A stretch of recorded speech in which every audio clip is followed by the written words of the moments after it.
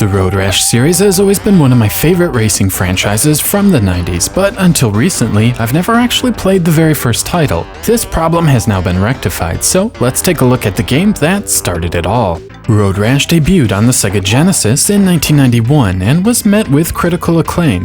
While most racers of the time were arcade-style checkpoint racers, or simulations of real-world sports, Road Rash took the genre in a completely new direction. This is an illegal street racing game with a nod to biker culture and a mild emphasis on combat. Rather than racing a timer or going for a fast lap time, our goal is to endure.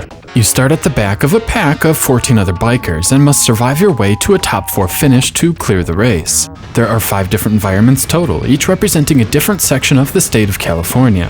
First up is Sierra Nevada with a lush mountain backdrop. Next is the Pacific Coast with the Pacific Ocean in the background. After this we enter the Redwood Forest, though the trees seem a little short. As we near the end of our journey, we arrive at the Palm Desert, which is exactly like how it sounds. Ending our road trip is Grass Valley. At the end of each race, you are awarded money and treated to a small still representing the end of your trip. After successfully completing the entire 5-leg trip, you move on to Level 2. Here, the 5 journeys are repeated, though an extra couple of miles is added to the end of each trip. These extra miles are a bit tougher, featuring trickier turns and more hazards, but the first 5 miles are exactly the same. You'll notice your opponents are now racing different colored bikes and sporting new driving suits. They are also a lot more challenging. This means it's time to upgrade. Road Rash doesn't really tell you how to accomplish this. Turns out, pressing the C button on the race results screen will bring you to the bike shop. Here, you can purchase a faster bike, which makes the level 2 trips much more manageable. This continues for a total of 5 levels. As is the case with all 16-bit Road Rash games, this first entry has some frame rate issues. At best, it moves along at around 20 frames per second, which is below average for the era. Thankfully, the developers seemed keenly aware of this issue and designed the highways and backroads around the limited frame rate. Thus, most of the turns are of the sweeping variety and never really sneak up on you. The roadside objects also seem to have some scaling going on, slowly getting bigger as they near your position. I'm not exactly sure how Electronic Arts pulled this off, but it does a nice job giving the game a sense of depth. This is also enhanced with the terrain changes. Road Rash is constantly moving up and down as the turns sweep left and right.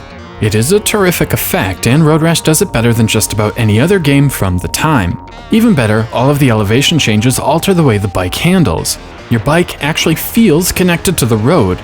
There is a sense of friction through the turns. Your bike accelerates slower uphill compared to down, and there is significantly less grip when you are out in the grass. You even catch air at the top of hills. It can be quite exhilarating at times. Of course, Road Rash's claim to fame has always been the combat. You can punch, slap, and kick your opponents. When their life bar depletes, they wipe out, and you secure your position in the race.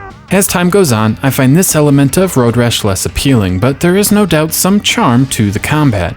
Moving on, we arrive at the music. Like the sequels, you can choose between background music or the engine note, but not both. To be honest, neither is terribly strong. As American developers were incapable of creating good music on the Genesis in 1991, we are left with some really bizarre, twangy guitar notes. I think the developers were going for a rock sound to match the gritty biker atmosphere, but they mostly missed the mark. I hate to keep using the word charming to explain Road Rash's technical shortcomings, but there is no other word to describe it. The soundtrack has strange arrangements and questionable instrument samples, but it somehow works. There is something immensely enjoyable about the classic Road Rash games. I find it quite easy to lose 2 or 3 hours without even noticing.